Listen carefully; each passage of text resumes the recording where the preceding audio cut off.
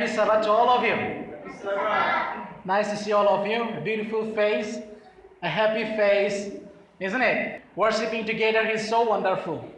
I hope you will all learn something new in each Sabbath. Coming here to give a sermon, to preach to you all is such a blessing to me. And it is a very, high opportunity that God has given to me, isn't it?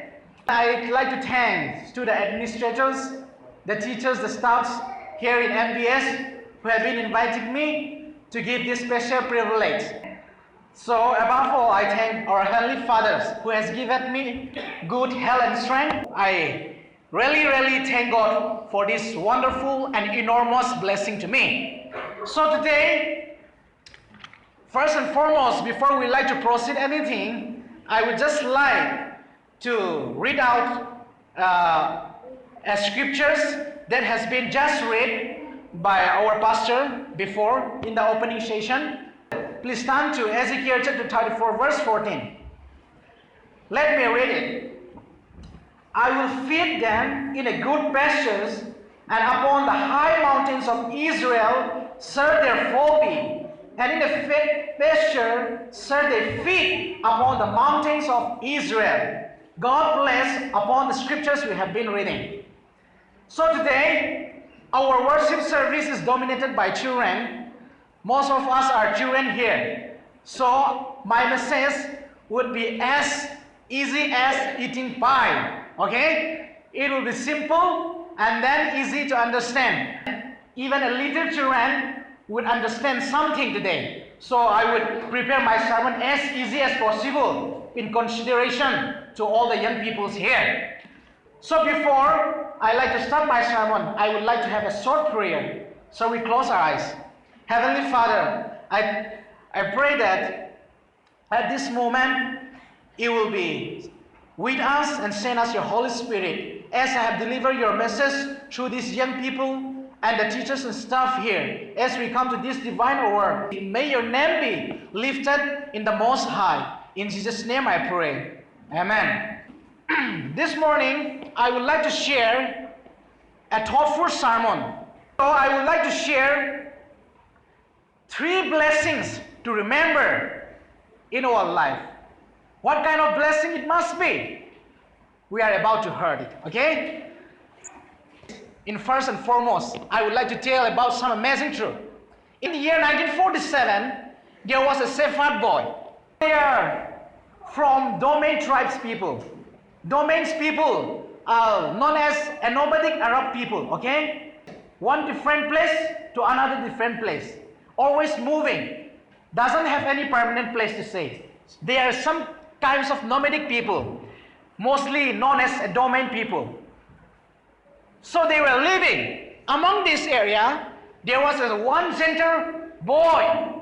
Okay, children, listen to me, okay? I will tell you a story. There was one gentle man, a very little boy, around about 13 years old. He was a Sephard, isn't it?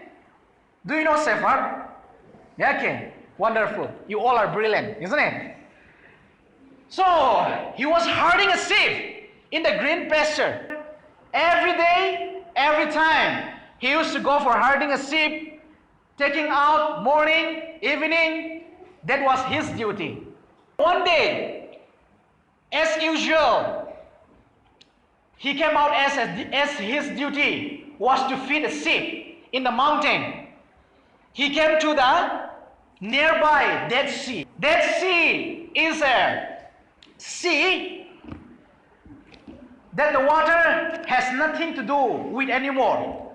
It is useless, okay? You cannot drown and it doesn't use for anything. The salt component was very high and it was so acidic. That is why it is called Dead Sea. That is located in Israel. So there, beside that area, this young boy came to tend his sheep. As he come to the mountainous area, bringing his sheep, suddenly he was stumbled. One kind of something like a rock, but actually it was not a rock. That was a very ancient cylinder, a container, let's say, which has been used to store some kinds of old books, ancient books and all. He has stumbled in that kind of container, and then he broke it, and he heard the sound. Curious to know about the sound, he just went inside the cave, and then eventually he found out so many valuables and precious books that have been stored and which have been lost a century and century ago. So that kind of documentary was none other than, that was called, now it is known as the Dead Sea Scroll. It is the oldest manuscripts of our Holy Bible. Amen? That was wonderful discovery. The biblical scientists have recently found out that our Bible has been a real book. It has been a trustworthy book. It has been a divine inspiration. It is not a fictitious book, but this book is a real. It has been confirmed since then. So this little boy becomes so popular because of what he has found out. Dead Sea Scroll. This story has so much impact to our Christian life.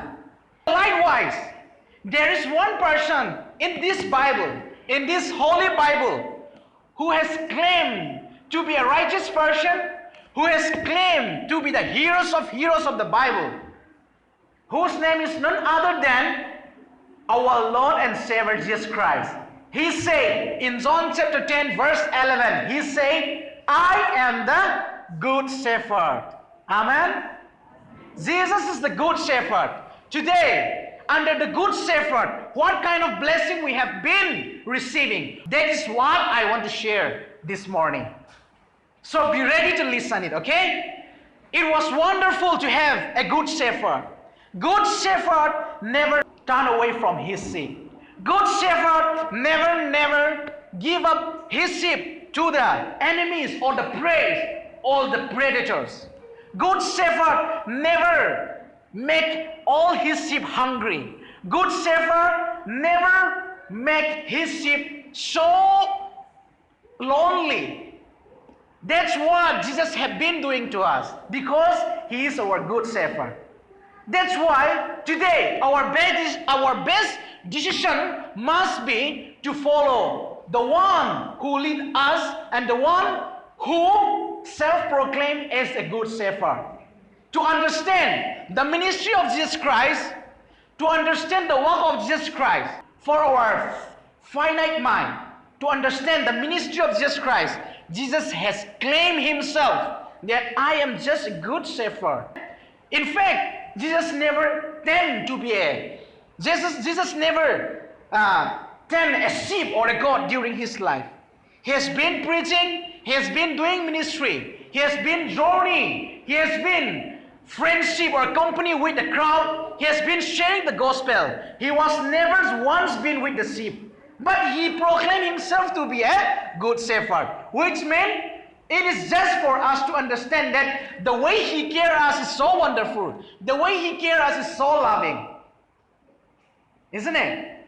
That's why today, children, if you feel lonely, if you feel desperate, and if you feel so hearted, feeling depart from this world, today you must remember that I have a good shepherd who has been taking care so much to me.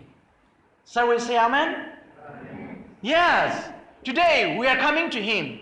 Our good shepherd is with us. He has been providing us enough abundant blessing so that we would not be put into shame, we will not be put into embarrassment in our society or in our current situation. That's why it is right time for us to give thanks to this good shepherd. Because this good shepherd said, I am your good shepherd. I will take care of you. I will provide you. This is one of his first blessings. So today, for the first blessing, you have to remember is that God is a good shepherd and the provider. Okay? Always remember, you have a good shepherd and good provider. Always remember in your life. So the Bible says, this is one of the most common scriptures all of us have known since our childhood. So today I'm going to read it again. Psalm number 23, verse 1 and 2. What does it say? Anyone can recite? So Psalm chapter 23, verse 1 to 2 says, and provide us a good and a better hope for our life. That we should not worry about anything, because there is a one good shepherd and a one good provider there is here. As I have read my scripture in the opening, David has taken these songs from Ezekiel's, okay? From prophet Ezekiel's. It says, the Lord is my shepherd, and I shall not want. He makes me to lie down in green pastures. And what is the next? He leadeth me beside the still water. Amen. This is wonderful scripture, isn't it? A wonderful hope. Today, you may wonder, oh, my life is so painful. Oh, my life is so discouraging. Oh, my life is so hardship and failure. I have no hope. I have no faith anymore in anything. So what hope is my life? What is the purpose of my life? You have been thinking in all this stuff, isn't it? But today, remember, God is with you. Jesus, the good shepherd, the one who claimed to be the good shepherd, is with you all. Even while you are staying in the hostel, in the building, or wherever, in your circle around, in your friendship, in your company, in everything, God is with you all the time. He has been claiming to be your good shepherd. Today, claim to Him. Today, come near to Him, to your good shepherd. The good shepherd open His arm to receive you in any situation, in any condition, whatever you are. The good shepherd has been ready to receive you. Isn't it? How many of you have stayed in the hostel thinking that's so hard, we doesn't have a good food, we doesn't have sweet things to eat, or we doesn't have enough accommodation? How many of you have complained? How many of you are complaining these things? Can you raise your hand, children? Yes, I did claim like that. I did claim at least one time in my life during my hostel. If you are honest enough, please raise your hand, children, please. Wonderful. God love the honest people. Amen. Okay. If you have been thinking all this stuff, if you have been thinking your life have been, entangled with all these kinds of shortcoming in the holdings and hostel or in any situation, remember today, God has been leading you. God has been leading you in a perfect way. God has been trying to train you. As He has been a good shepherd, God is going to lead you and take you to be a good leadership in future, to be an experienced person in the future. Amen? So give thanks to the Lord all the time. As the psalmist says here, give thanks to the Lord because you have a good shepherd. That's why in every situation, in every condition, in every faith and hope, remember, I have a good shepherd. That is number one. And then number two, you must remember, God will always bless those givers. What did I say? God will always bless the givers. How many of you have been a cheerful givers all the time? Raise your hand. Oh, I'm a generous person. I have been given to. I have been helping. I have been always a giving person to another. How many of have been claiming to be a person like that? Or how many have been claiming to be a stingy person all the time? Feeling so hard to give out. Okay. Most of the condition, instead of giving out, we feel so much tend to give out in our heart. This is one of the most difficult situation and the temptation that everyone have been facing it. But today, God has been calling you to be a faithful giver, a cheerful giver, a generous giver. Okay? I will read the Bible. Luke chapter 2, verse 38. Let's read this. God loves a cheerful giver, okay? What did it say here? Give, and it will be given to you. A good measure, pressed down, shaken together, and running over, will be poured out into your lap. For with the measures you use, it would be measured to you. Amen? Give it, it will be given. This is so wonderful scripture. So, in order to have a good shepherd, the good shepherd never feed all his sheep with having a hope of a gain from the sheep. He provided the sheep freely today. God has been provided you freely. In Matthew chapter 10, verse 28, I am not sure about the verse, it says, you have been receiving freely and you must give freely. This is what the Good Shepherd has been blessing us. So today, think about your life, children. If you want to be a successful person, if you want to be a good, mature person, if you want to be an experienced person with any kinds of situation, today you must learn to give. Why I said this one? Giving will never make you poor. And then it also says that no one has ever become poor by giving it. This is some kinds of intellectual person code. It's so wonderful. I've been so inspired. Because in our world, many children cultivate a habit of stingy, which has been a blocking step for the blessing that God has given us. God is ready to bestow a blessing, enormous blessing in our life. But our sinful and carnal nature have been cultivating us to be a stingy person in our life.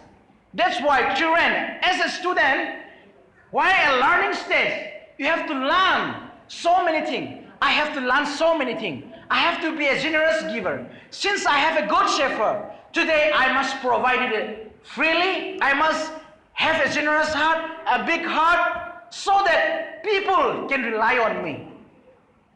This is one of the wonderful tasks that God has laid upon us. We cannot neglect or we cannot reject this duty in our life. A generosity or a giving life is one of the most greatest blessing that God has given to us. That's why give and then it will be given unto you. That was one of the strongest quotation of Jesus Christ. Remember, the happiest people on earth are not those getting more, but those people who give away. God is always ready to give us, but we are not always ready to give out. This is one of the most redundant growth of our spiritual journey. So today, I would like to inspire all the children here and all the believers here who came to this church. Being an Adventist, being a people who have hope in future, we need to cultivate a kind of generous giving, a kind of benevolent spirit in our Christian life. Sharing together, having the generosity heart, having the broad mind is one of the fruitful spiritual life in the Christian. A fruitful Christian journey cannot have a withhold spiritual life and then intending to be a hard giver.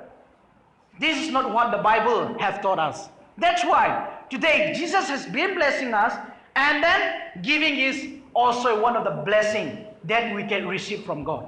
Let's remember this one. Giving is a blessing. Giving is not a loss. Giving does not make us poor. The happiest people are the giver. Okay?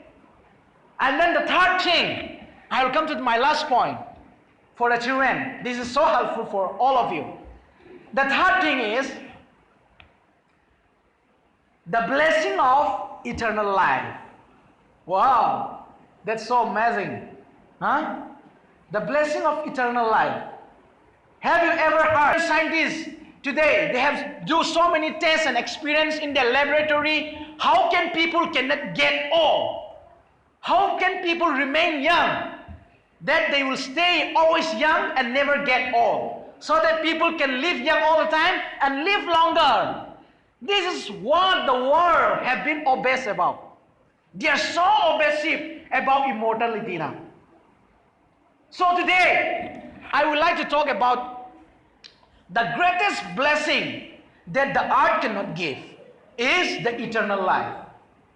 So this eternal life is given only to us by the good shepherd who has been tending us faithfully and trustfully and keep us well and sound.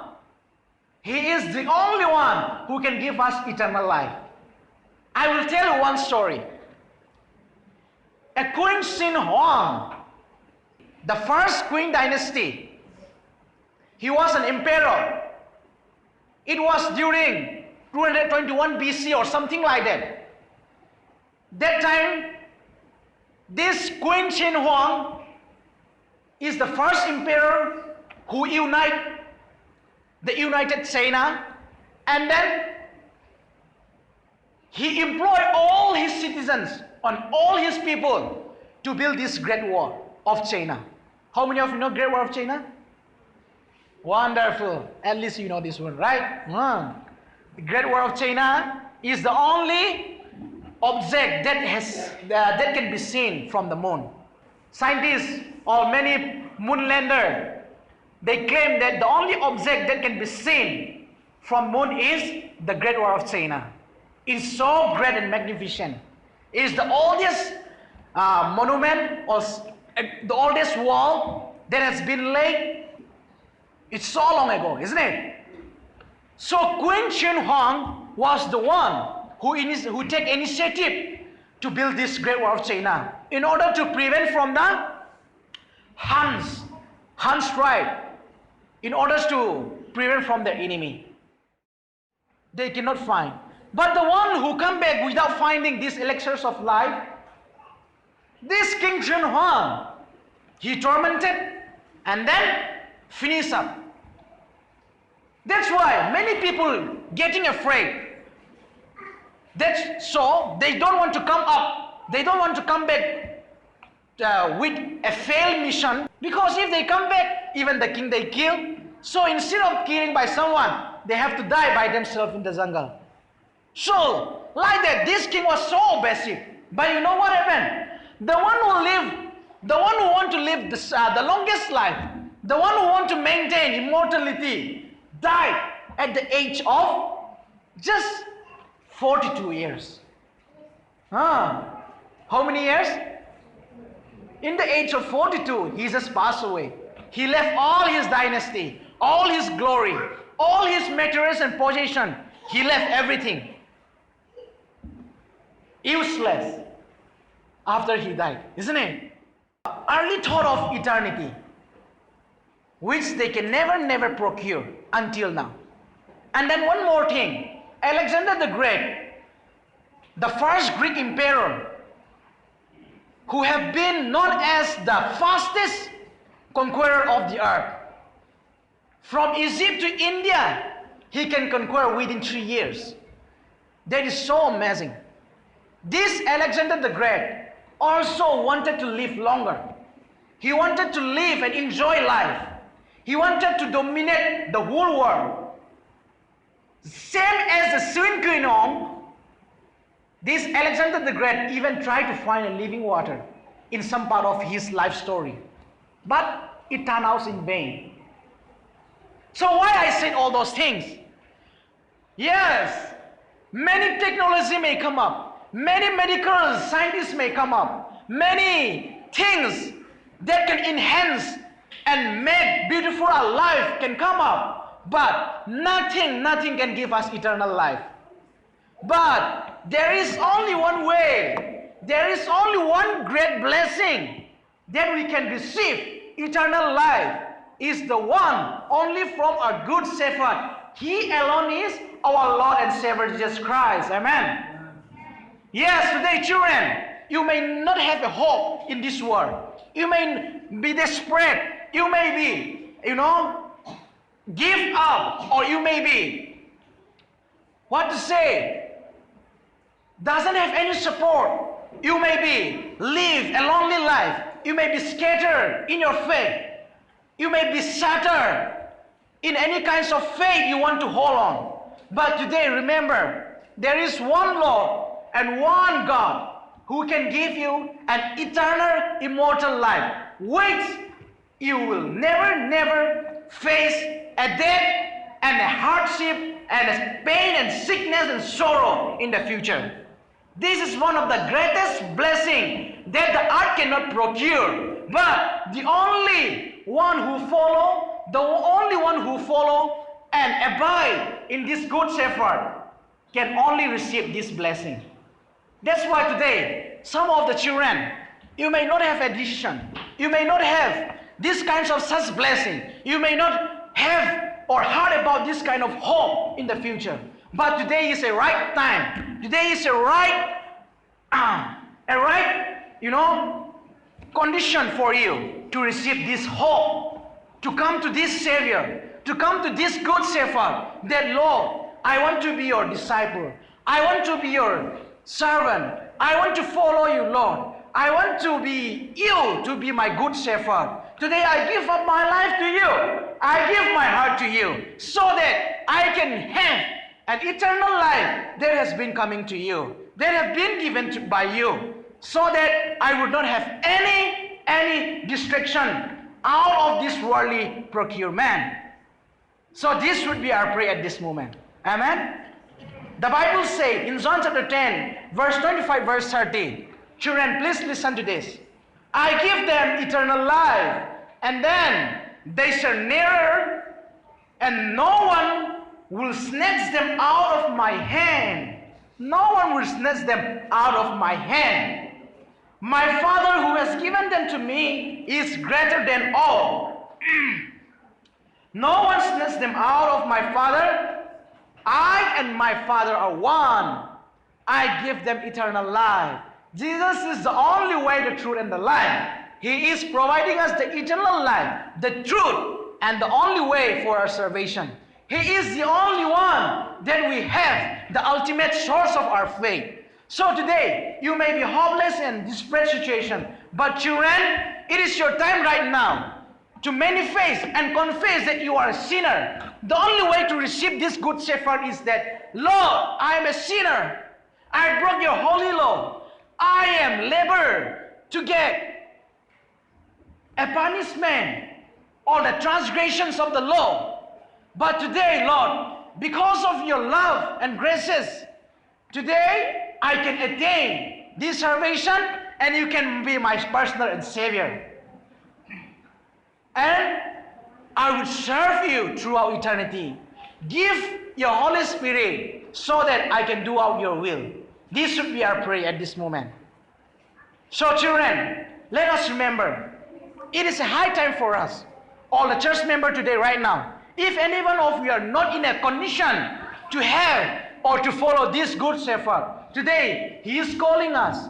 He is reminding us that I am your good shepherd. I can provide you. I can give you abundance of life. I can give you and bestow an enormous blessing for you. In your weariness, in your difficult time, in your hardship situation, I am with you. I am beside you. I am always with you. This is the greatest promise by our Lord Savior Jesus Christ. Whoever wants to commit his life to him, so we raise right now. So we stand and say thank you to him. Whoever is ready, Lord, I am your son. Let us stand right now.